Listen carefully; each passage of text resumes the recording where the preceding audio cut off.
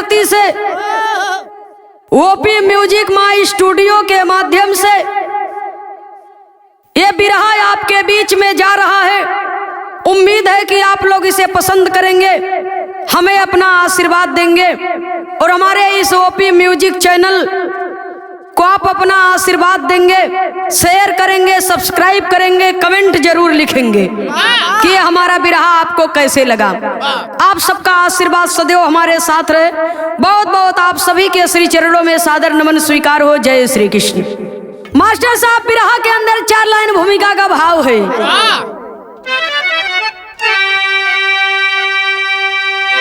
वक्त हर वक्त ना पक्ष में रह सके, जो बनी तेरी एक दिन बिगड़ जाएगी।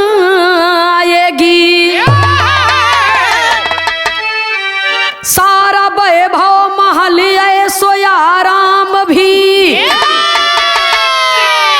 गुलबहारों की दुनिया उजड़ जाएगी। लोरिक चंदा का उड़ार जब कर लिए, तो राजा सहदेव का मान है घट गया। दाने दाने को मोहताज मजरी हुई,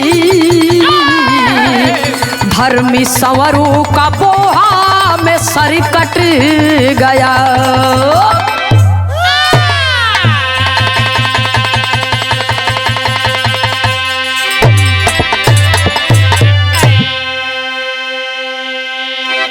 गौर करेंगे साथियों, लोरिकायन से ये बिरहा लिखा गया। हमारे बुजुर्ग चनैनी गाते थे, लोरिकी गाते थे, लेकिन ये किताब के माध्यम से लिखा गया। कवि जी इसका बिरहा का रूप दिए, लोरिकी और चनैनी के कहानी को बिरहा का रूप दिए। हमारे मंच पर बैठे हमारे कवि जी पूज्य श्री खेमराज यादव मोछ वाले, जिनकी देन है कि यह बिरहा समाज हमें मिली है। और हमारे कवि जी पूज्य श्रीमान मंगल यादव जौनपुरी जी इस लोरिकी और चनैनी की कहानी को पूर्वजों के मुखार बिंदु से सुनी हुई कहानी को बिरहा का रूप दिए। बिरहा के अंदर भूमिका में कितना बढ़िया भाव दिए। वक्त हर वक्त ना पक्ष में रह सके, जो बनी तेरी एक दिन बिगड़ जाएगी। सारा वैभव महल ऐसो आराम भी, गुलबहारों की दुनिया उजड़ जाएगी।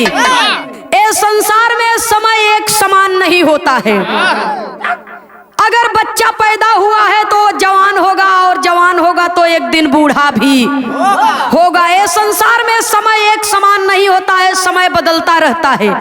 दिन है तो रात्रि है, और रात है तो सूर्य भी उदय होता है। कवि को संकेत करना पड़ा।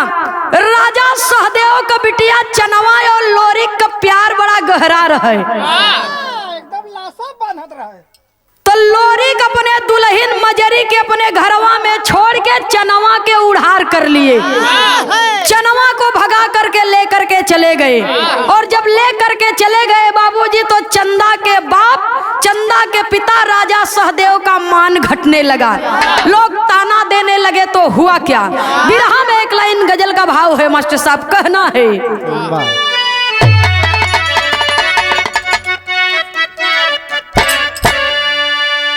अरे बिगड़ी मेरी बना जा, हाँ हाँ बिगड़ी मेरी बना जा, आज मेरा वाले ख्वाजा, बिगड़ी मेरी बना जा।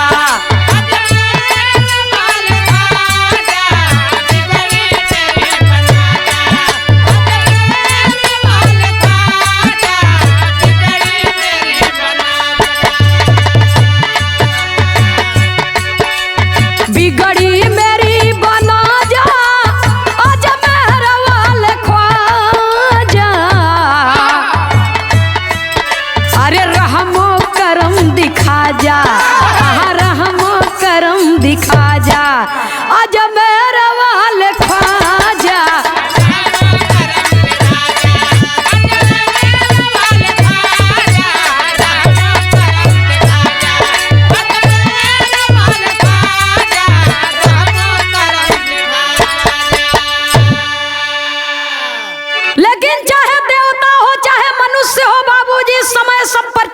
लगाती है, इसलिए कवि को लिखना पड़ा। अरे आता समय सभी पे, हाँ आता समय सभी पे, चाहे रंग हो या राजा।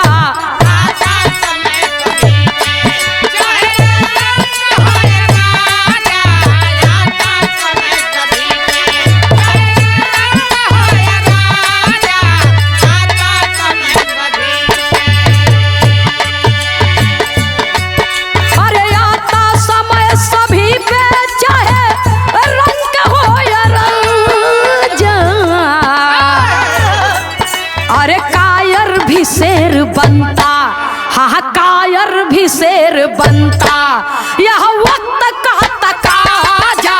कायर भी शेर बनता, यह वक्त का तकाजा। कायर भी शेर बनता, यह वक्त का तकाजा। कायर भी शेर बनता। आता समय सभी पे, चाहे रंक हो या राजा, तकाजा। कवि को संकेत करना पड़ा, गाने के अंदर भाव देना पड़ा। बिरहा में कभी एक नया मोड़ देते हैं। कहानी की शुरुआती हमें से बात संकेत करना पड़ा मास्टर साहब।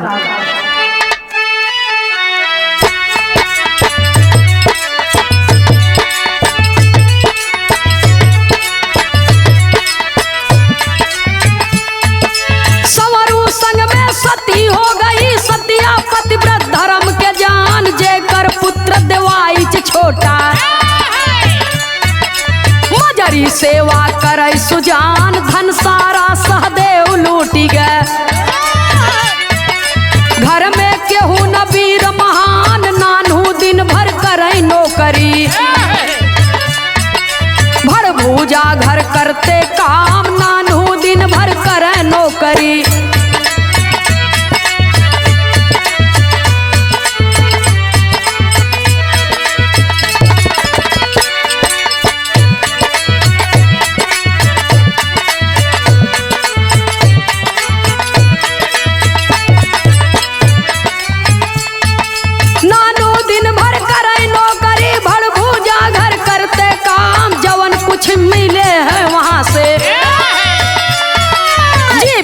पे था परिवार भोरिक मजरी और देवाइच, कैसे नानू सकै संभार, कलना साड़ जवन संवरू का, पहली बांधा अपने द्वार, कलना साड़ जवन संवरू का।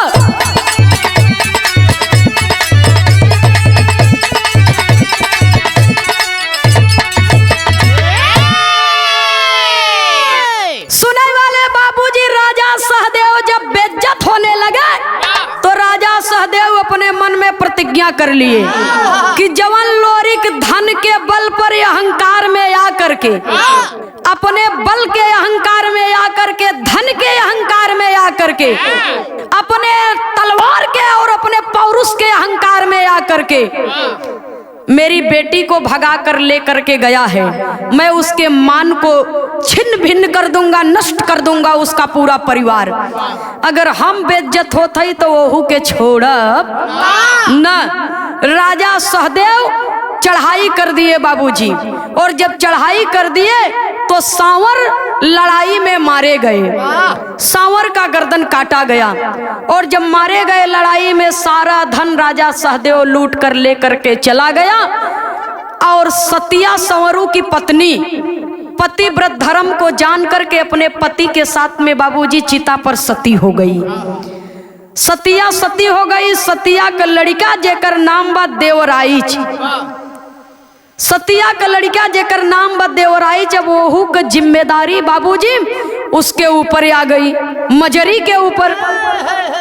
तो सतिया का भाई जेकर नाम नानू रहे, सतिया का भाई जेकर नाम नानू रहे बाबूजी, वो दिन भर नौकरी करें, दूसरे के घरे में जाए के मजदूरी करें, और तब जाकर के बाबूजी कुछ खाने को मिलता था, उसी से परिवार चलता था। भरभूजा के घर में भरसाए झोंके, दिन भर नौकरी करें, और जवन कुछ मिल जाए वहां से वही से परिवार चले। और जब वही से परिवार चले, सारा धन तो सहदेव लूट कर लेकर के चला गया है। अब कोनो रास्ता बचा नहीं बा। समय बड़ी दयनीय है, दशा बड़ी दयनीय है बाबूजी। जवन सांवर लोरिक के जांघी के जोर केहू अजमावे न, उस सांवर लोरिक के परिवार दाने दाने के लिए मोहताज हो गया। और जब दाने दाने के लिए मोहताज हो गया बाबूजी, तो कवि को संकेत करना पड़ा, कहना है। बिरहा के अंदर एक लाइन तर्ज का भाव है मास्टर साहब। अरे बड़की गोतिनिया मरले। शारदा सिन्हा जी इस गीत को गाई है, स्वर्गीय बाबू रामदेव यादव जी भी इसे गाए हैं। अरे बड़की गोतिनिया मरले, अरे तनवा का बतिया पतिया रोई रोई ना, पतिया रोई रोई ना, लिखवावे राजमतिया पतिया रोई रोई ना, लिखवावे राजमतिया पतिया रोई रोई ना।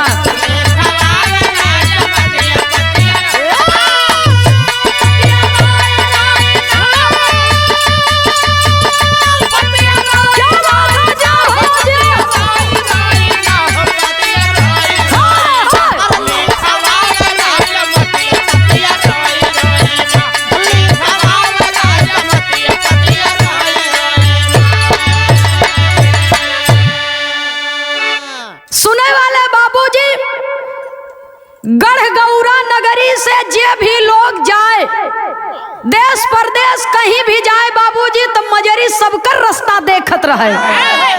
एक दिन गौरागढ़ की धरती से, गौरागढ़ का एक किसान आदमी और बेचारा जात बा, कहे हम जात हैं परदेश। तो मजरी वो व्यक्ति से बाबूजी अपने दिल का हाल बतावत बा और चिट्ठी लिखवावत बा। का कहत बा भैया हो, अरे तोहरे गाये से केतना, तोहरे गाये से केतना हो त दूर गतिया पतिया रोई रोई ना, पतिया रोई रोई ना, मजरी लिख दिल का बतिया पतिया रोई रोई ना।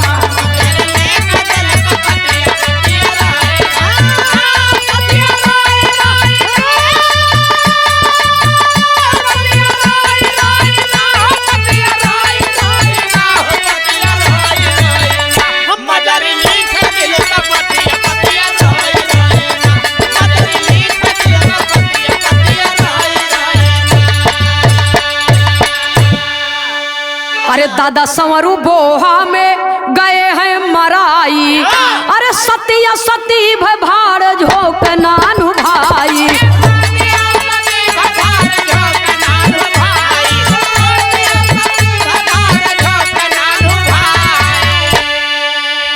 अरे लूटा सहदेव आके, लूटा सहदेव आके सारी दौलतिया पतिया रोई रोई ना, पतिया रोई रोई ना, मजरी लिख दिल का बतिया पतिया रोई रोई ना।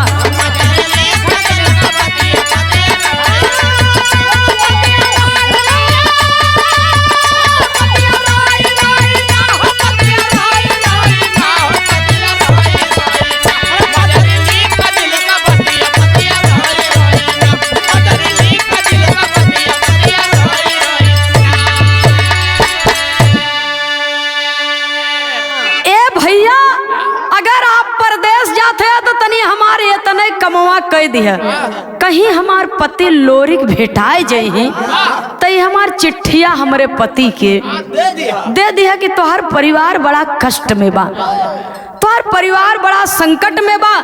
सारी बात को लिख करके बाबूजी चिट्ठी में लिखवा करके मजरी दे देती है। और जब दे देती है बाबूजी, तो मजरी लोरिक तो वहाँ अपने चनवा के लेके, चनवा से शादी करके प्यार भरी जिंदगी बितावत है हरदी में। डॉक्टर श्याम मनोहर पांडे जी लिखते हैं बाबूजी, ये डॉक्टर श्याम मनोहर पांडे जी की चनैनी पुस्तक है, कई पुस्तकें हैं, आप सर्च करके देख सकते हैं।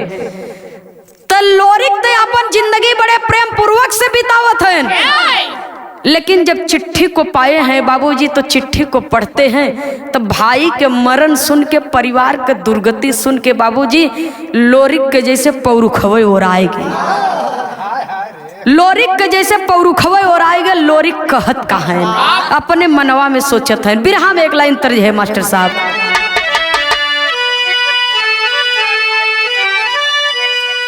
तर्जवा से बढ़िया फर्ज हमारे बिरहवा में बा। कभी लिखते हैं, अरे भाई के मारा न सुनी के, तब भाई के मारा न सुनी के, अरे भाई टूटी गई ले हो, अरे भाई टूटी गई ले हो, आज लक्ष्मण से राम बिछुड़ी गई ले हो,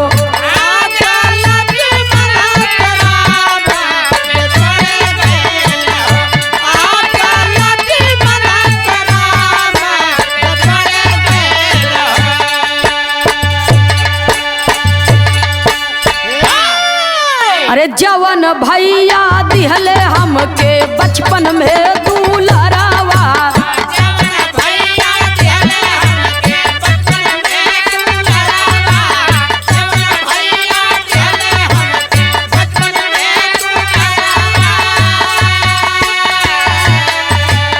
अंगूरी धाराई के डोलावाला दुआरावा,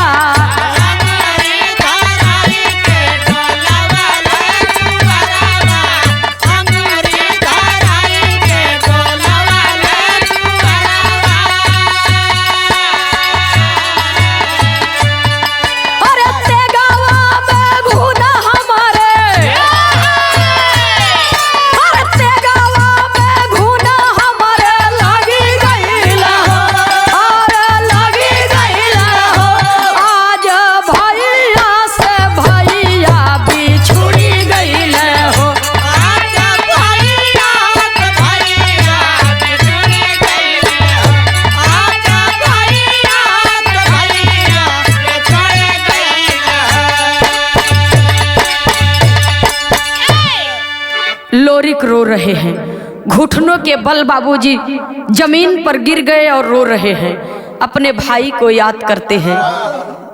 जवन भैया के बल पे हम दुनिया के असंभव से असंभव और बरियार से बरियार लड़ाई जीत के अपने मान सम्मान गढ़ गौरा नगरी के पगड़ी के पानी बचावा, आज हमरे एक गलती से हमारा पूरा परिवार बिखर गया। वही चंदा से जा करके सारी बात कहते हैं कि अब घर चलने का वक्त आ गया है, घर चलने का वक्त आ गया है। चंदा कहती है कि नहीं, घरे जब तो सौतन के संगे हमार रहा न कराए हम न रह पाऊ। जब इतना बतिया सुनते हैं बाबूजी लोरिक, तो चंदा के मुंह पर एक तमाचा जड़ देते हैं कि अरे चंदा, तू कैसी औरत है? एक औरत है मेरी पत्नी मजरी, जिसे मैं छोड़ करके चला आया और मेरे पूरे परिवार का भार अपने सर पे लेकर के ढो रही है, लेकिन तू मेरी प्रेमिका है और मैं तुझसे शादी करके अपनी पत्नी बनाया, तुझे मान सम्मान दिया, लेकिन आज मेरे परिवार पर विपत्ति आई है तो तू मेरा साथ देने के लिए तैयार नहीं है।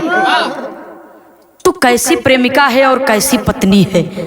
इतना बात जब कहते हैं बाबूजी, तो लोरिक का एक एक बात चंदा के दिल में एकदम गोली जैसन बेधत बा। चंदा तैयार हो गई जाने के लिए, और जब तैयार हो गई तो हुआ क्या? बिरहा शैली में टेरी के भाव में लिखना पड़ा।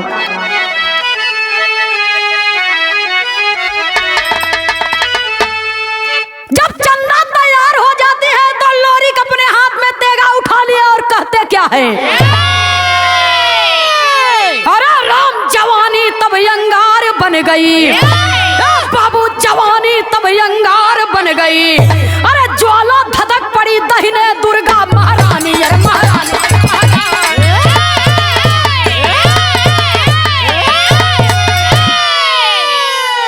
अरे बन भूप मझेला तब लोरिक, बन भूप मझेला तब लोरिक मोती सगड़ा पे आए हैं। अरे तंबू को अपने गाड़ दिए, सगरों डुग्गी पिटवाए हैं। सारे नगर में दूध दही को लेकर जो भी आएगा, सारे नगर में दूध दही को लेकर जो भी आएगा, अपने गोरस का दामो दुगना मेरे घर से पाएगा। सुने वाले बाबूजी सगरा के तीरे अपन तंबू लगवा दिए, और जब तंबू लगवा दिए तो धन दौलत तो रहबे भा, चनवा के उड़ार कई के लई के गर हैं। लेकिन जौने जौने राजा से लड़ाई होत रही वो जगह पर ये बताया गया है कि हरदी में लोरिक थे तो वहां भी कई राजाओं से लड़ाई उनकी हुई है। तो जौने जौने राजा से लड़ाई भई रही कुल धन लूट के रखे रहे। और जब यहाँ आए के सगरा के तीरे तंबू गड़वाई दिहन, अब पूरे नगर में हल्ला करवाई दिहन, पूरे नगर में हल्ला मचवा दिए कि जे केउ दूध या दही लेके आए तो अपने गोरस का दुगुना दाम हमारे घरे से पाए। इतना बतिया कह करके बाबूजी जब डुग्गी पिटवा दिए तो चारों तरफ हल्ला हो गई, बड़ा दानी राजा आया है, जे केउ दूध दही लेके जाता तो अपने गोरस का दुगुना दाम पावत। कवि को संकेत करना पड़ा। बिरहा में एक लाइन तर्ज है मास्टर साहब,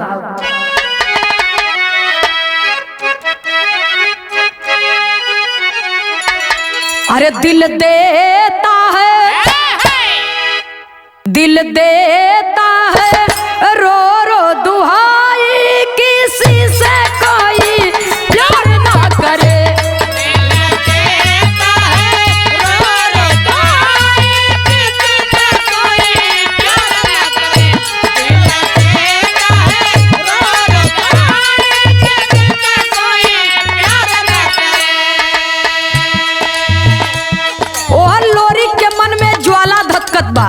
कि राजा सहदेव से बदला कैसे ले, लेकिन यह भूख के मारे पूरा परिवार तड़पता। तब जाए के मजरी माई खोइलन से कहत हईन,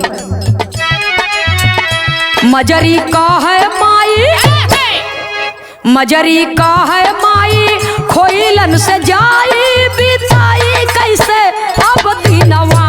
मजरी का है माई,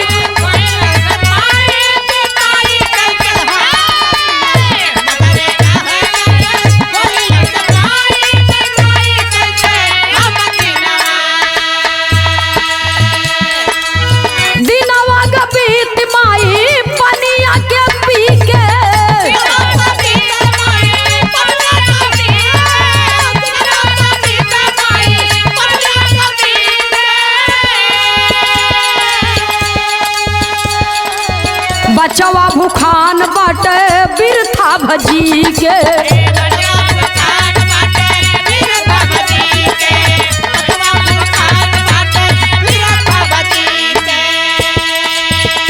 दूधवा मांगे खोइलन, दूधवा मांगे खोइलन, जाई के लिया बिताई कैसे अब दिनवा।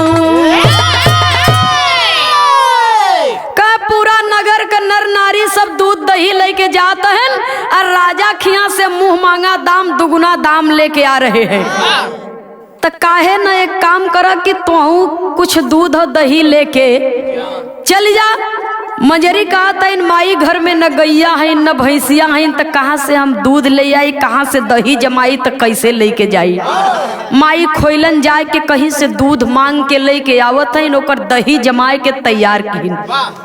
और जब तैयार करती है बाबूजी तो मजरी अपने मूड़े पर दही के मेटी रख करके जाती है।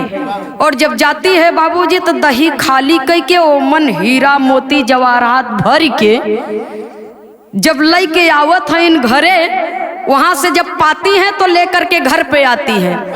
तो माई खोइलन जब देखत हईन तो कहे करे तय कहे रहे दुगुना दाम मिलत है, लेकिन तोके तो कुछ ज्यादा मिला बा, तोके कुछ ज्यादा मिला बा, कहीं तोरे ऊपर राजा का नियत तो गड़बड़ नहीं बा, या तही अपन चरित्र गवाए के चली आए जो नहीं इतना बड़ा तोके खजाना मिल गया, अपना सत्य गंवा करके आई हो। जब सास के इतनी कड़वी बात सुनत है इन बाबूजी तो मजरी सास रानी के पैरवा पकड़ के रोए लगिन कि माई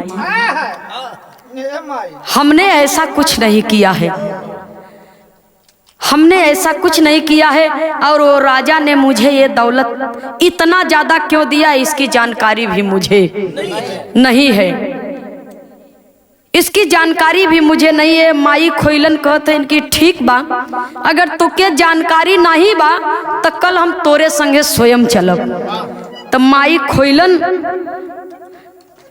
मजरी को समझा करके बाबूजी रात में जो कुछ रूखा सूखा था उसे खा करके सो जाती हैं और जो हीरा जवाहरात मिला था उसे संभाल करके रख देती हैं कि हम जाप तो राजा से बात के पूछो। कवि को संकेत करना पड़ा। बिरहा में एक लाइन तर्ज का भाव है मास्टर साहब। हाँ ये तर्ज का लाइन बा। अरे कोठे ऊपर कोठरी हलवैया के दुकान, और हाथ के लड्डू हाथ में रह गए हलवैया मारा पान किरिया लैला किरिया लैला किरिया लैला बालम वही नादान किरिया लैला बालम वही नादान।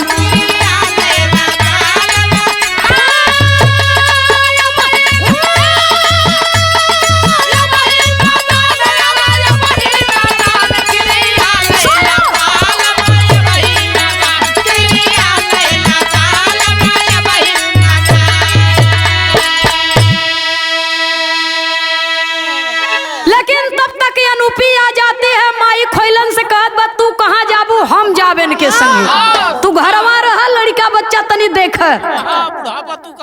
तो रात बीती सुबह हुई तो अनुपी चलती है मजरी को लिवा करके। कैसे भैया हो?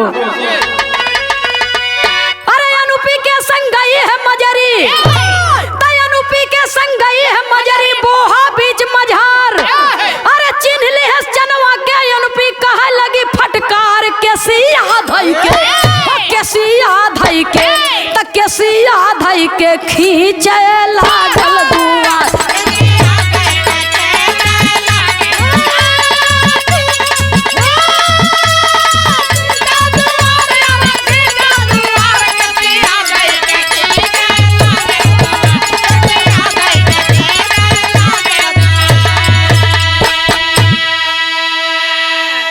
अरे भागत भागत गए चंद्राइत लगा जहां दरबार। अरे लोरी कहा जा बैठ जा बेटा मजरी गोद मझार आंसू गार मजरी दई के दुलार आंसू गार मजरी दई के दुलार।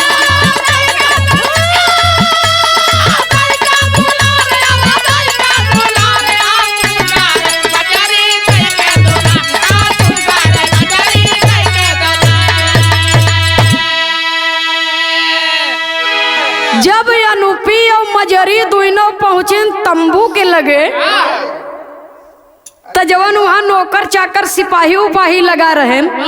अनुपी कहा था ए भैया तनी रानी साहिबा से भेंट कराए देता जी, इतना बड़ा दान देत बा लोगन के दुख दर्द दूर करता गरीबी दूर करता, तनी वो देवता और देवी को हम दर्शन कैले। कहा देवता का दर्शन तो न हो खाली देवीए के दर्शन हो पाई। राजा साहब ये समय दरबार में बैठा है, चला तंबू के भीतर वही रानी साहिबा है उनकर तो है दर्शन कराए दे। जब लिया के जात है बाबू तो चनवा के देखता ही मान अनुपी कहा अरे हे मजरी चनवा के देखता ही मान अनुपी कहा था कि सुना तनी चिन्ह गौर से तनी देखा। मजरी कहा देखी का हमर लोग के गरीबी दूर करे आई है, इनके चरणों में तो हम प्रणाम करत है। कहे तू प्रणाम करा हम इनके अब्बे बतावत है। वही अनुपी बाबूजी क्रोध में पहुंची और चनवा बैठी थी और चनवा का बाल पकड़ करके घसीट करके तंबू से बाहर ले आई। तंबू से बाहर ले आई। अरे हरामजादी तेरे कारण आज मजरी की ये दुर्गति हुई है। अगर तू अपने प्रेम में लोरिक को न बहकाती तो लोरिक अपना परिवार छोड़ करके जाता नहीं। और केस पकड़ करके घसीट घसीट करके अनुपी लगी मारने चनवा को। और जब चनवा को मारने लगी तो चनवा का लड़का चनराई जाए के अपने पिताजी से बतावा था बाबूजी लड़कवा का बतिया सुन करके लोरिक कहे देखा जवन बगल में वो बैठी है वो तुम्हारी माँ है मजरी। अगर ये चनवा तेरी माँ है तो वो भी तेरी माँ है। जाए के वही के गोदिया में बैठ जा तोरे माई का जिंदगी बच जाई। मजरी के कोरा में जा करके बाबूजी चनराइत बैठ गए। और जब बैठ गए बाबूजी जब मजरी जान गए कि तो हमारे पति का निशानी है कोखिया भले अलगे अलगे बा लेकिन हो तो हमरे पति का खून। वही बाबूजी अपने बेटा को ऊपर ममता भरा आंचल का छत्र छाया डालते अनुपी के कहत बाकी बहिन एक मारे पीटे समय जो गया वो वापस नहीं आएगा। जब अनुपी नहीं सुनत बा तो वही चनराइत के माई मजरी कहा था इनकी जाए कि वहू के तनी समझाओ बेटा। और जब अनुपी के पास गया बाबूजी तो अनुपी के पैरवे पकड़ के जब लटक गए चनराइत तब अनुपी की दया आई गई। वो लड़कवा के उठाए के अपने हृदय से लगाए लीन कहीं जाए आज लड़का के कारण तुम्हारी जिंदगी छोड़ दिया नहीं तो हम मार के मुआई देती। सुने वाले बाबूजी इतना बतिया जब सुनता है चनवा तो कहत बा हमार कोनो गलती नहीं बा, मैं नहीं जानती थी कि ऐसा समय आ जाएगा। वही बाबूजी लोरिक को बुलवाती है, लोरिक के सारी बात बतावत बा कि सैया अब बदला लेवे का वक्त आ गया है। कवि को बिरहा में पहपट के भाव में लिखना पड़ा।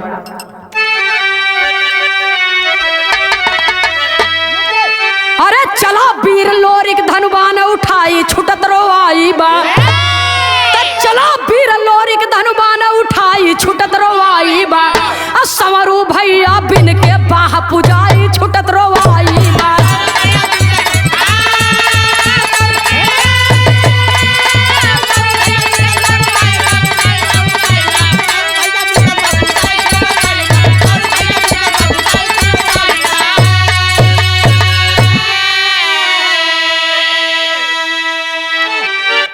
अरे राजा सहदेव अब ना छोड़ब जियत तो है संसार हो और खातिरदारी अब दमाद के अपने कर दुआर हो।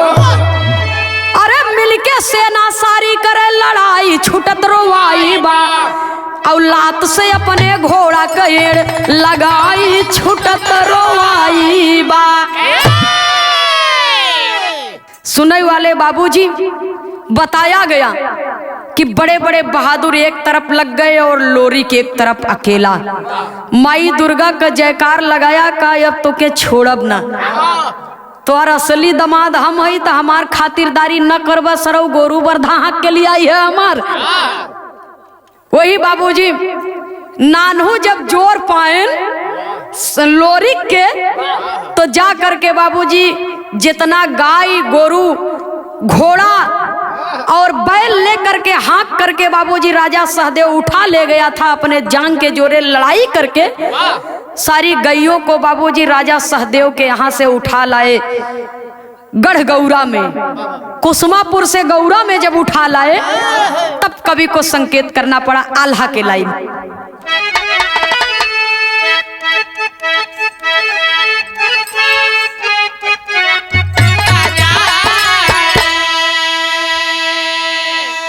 सुनाई वाले बाबूजी जवन साड़ रहा कलना साड़ के तेली लगे रहा जबरदस्ती और ओके कोल्हू में बांधे रहा, कोल्हू चलवावत रहा उसे। अब तक कोल्हू नहीं देखात बा लेकिन पहले के जमाने में रहा, हम तो खुदो देखे नहीं है लेकिन जे बतावत है तब बतावत है। अब इलेक्ट्रिक कोल्हू हो गया बाबूजी, सरसों का पेराई होत बा, तेल का पेराई होत बा, नहीं पहले शायद पत्थरे के रहा का भैया। तो कलना साड़ वही कोल्हू पेरत बा। और जब देखे नानहू के तो कहा जात ना जब काहू का जोर पावा तब सुगरियो। तो जब देखे बाबूजी नानहू के तो सोचत बा स्थिति तनी हमें ठीक है जनात भाई गैया कुल हाँक के लेके जात है, लगत बा बहादुर लोरिक आ गया है। अब कोल्हू से छोड़ाए के बाबूजी वो पेरत की पहुंचत बा नानहू के लगे और छोड़ाए लेस बंधन छोड़ा करके चल दिया। नानहू के पास पहुंचता है और जब पहुंचता है बाबूजी देहर राजा सहदेव सुनाई वाले बाबूजी देवराइच दादा सवरू वाली धनुष उठाए और लेकर के चल दिए। राजा सहदेव बाबूजी वार कर दिया देवराइच पर, और जब देवराइच पर वार कर दिया तो देवराइच 42 हाथ लंबी कूद के आगे भाग गए बाबूजी। और जब आगे निकल गए कहा नन्ना, कहते नन्ना और जब नन्ना कहत हन बाबूजी, तब सहदेव अपने मनवे में विचार करत हन कि सयान तो सयान लड़को सारे कुल मजा उड़ावत हन। वही बाबूजी राजा सहदेव से कह रहे हैं कि अब वो मान जा, अब वो मान जा,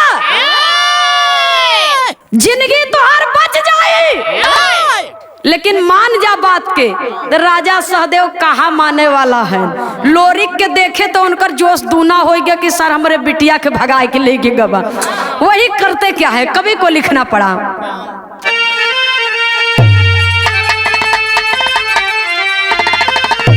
और बाजत बा सहदेव पर विपत्ति के बजना, बाजत बा सहदेव पर विपत्ति के बजना, अधर से काटे गरदनवा खोइलन के ललना।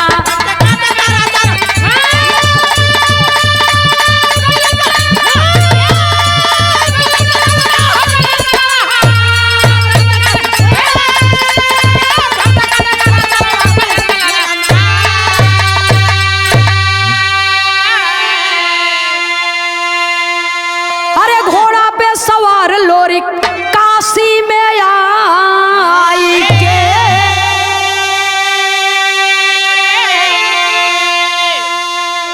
अरे लीहे अग्निदाह घाट मणि कड़ी का जाई के।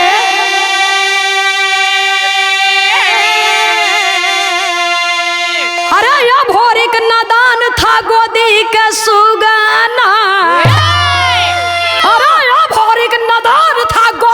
सुगाना, अधर से काटे गरदनवा खोइलन के ललना।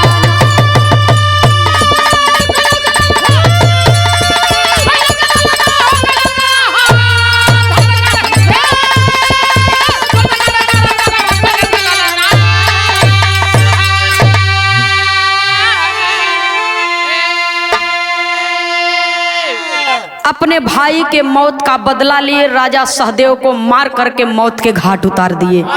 अब अपने मन में लोरिक सोच रहे हैं कि मेरा भाई नहीं है तो मैं भी इस दुनिया में जी करके क्या करूंगा।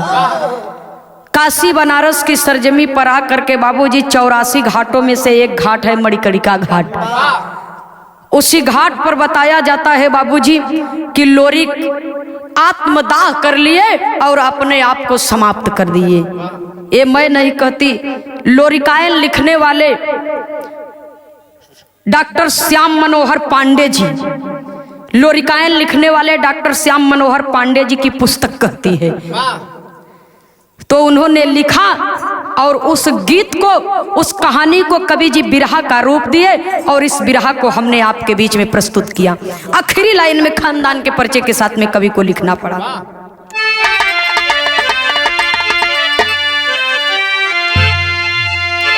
कहा जाता है सुनने वाले साथियों कि लोरिक केवल यादव वीर वंश का नाम नहीं रोशन किए, उन्होंने पूरे वीर योद्धाओं का नाम रोशन किया और सारे अत्याचारियों के अत्याचार को समाप्त करके बाबूजी एक सामाजिक नींव रखा।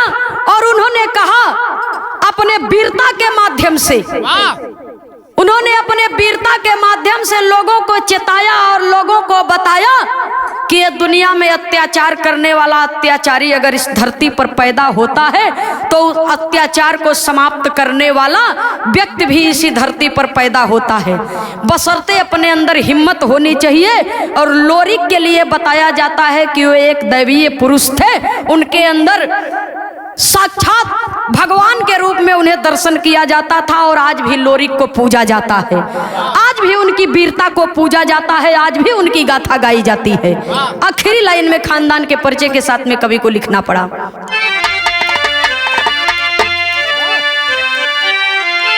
स्वामी राम ही सीताराम भगेलू गुरुवर राम किशोर, मंगल जौनपुरी की कविता चर्चित चारों ओर। अरे राम जवानी तभी अंगारे बनी गई, बाबू जवानी तभी अंगारे बन गई।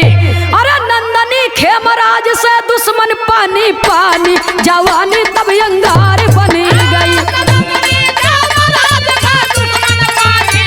लगे रहा मास्टर।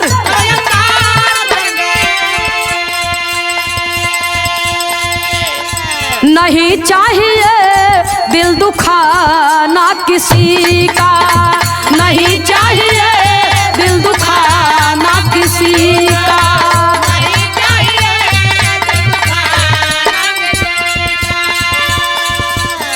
सदा ना रहा है, सदा ना रहेगा जमाना किसी का, नहीं चाहिए दिल दुखाना किसी का।